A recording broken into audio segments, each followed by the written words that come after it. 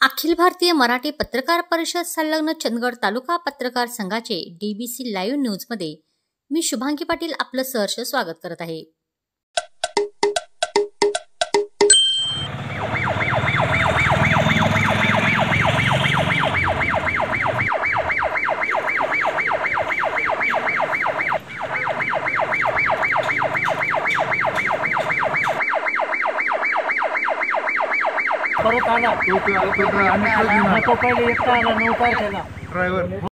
गेल्या महिन्यापासून बेपत्ता झालेल्या अविवाहित तरुणाचा उसाच्या शेतात सडलेल्या अवस्थेत मृतदेह कागलमध्ये सापडला आहे।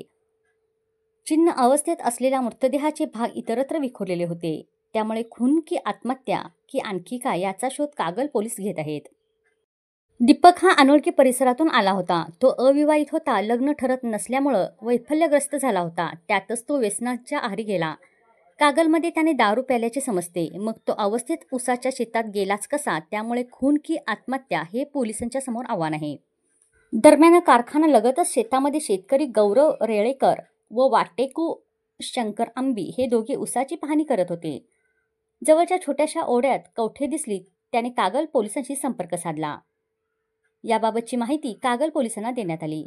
करवीर उपविभागीय पोलीस अधिकारी सुजित क्षीरसागर, पोलीस निरीक्षक गजेंद्र लोहार, पोलीस उपनिरीक्षक वैभव जमादार, खैरमोडे हवालदार अशोक पाटील, चिंतामणी बांबळे, सुरेश गुरव आदींनी पाहणी केली। शरीराचा उर्वरित भाग 100 फुटाच्या अंतरावर चिन्ह अवस्थेत आढळून आला।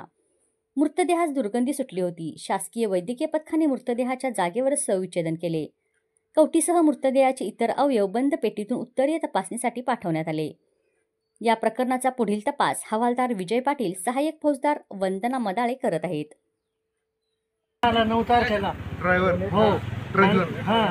रेल्वेने आलो मग आणखी ते 2 दिवसांनी रिटर्न आले, 1-2 दिवसांनी भेटले नाही म्हणे। आणखी आम्हाला शोधायला आला होता। तो एकटा शोधायला आला। किती तारखेला आला होता? हो, म्हणजे 10-11 तारखेला आला। त्याला मिळालं नाही। मग त्याच्यानंतर फोन मी आलो, म्हणतो भाऊ कसं काय मिळालं नाही, चाल म्हणतो माझा मुलगा तो घेऊन आला म्हणतो। मग तो म्हणे त्याच्यामध्ये निघून गेला म्हणे। तो मी पुढे झोपलो होतो, तो मागे झोपला होता।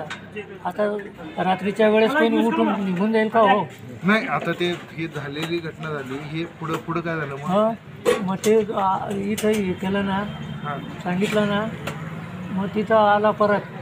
तुम्ही 10-11 तारखेला इकडे परत आला? हो, मग 2-3 दिवस आम्ही इथं राहिलो कोल्हापूरमध्ये बी हिंडलो आम्ही। आणि शोध घेतला। हो, मग वापस गेलो।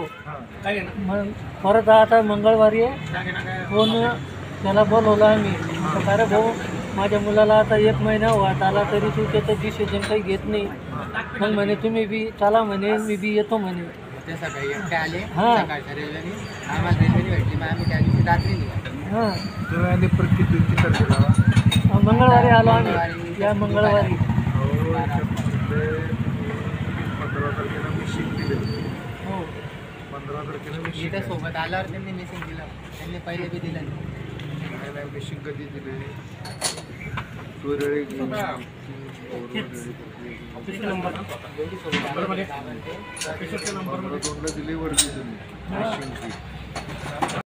धन्यवाद। मी Shubhangi Patil, DBC live news करिता पाहत रहा DBC लाईव्ह न्यूज।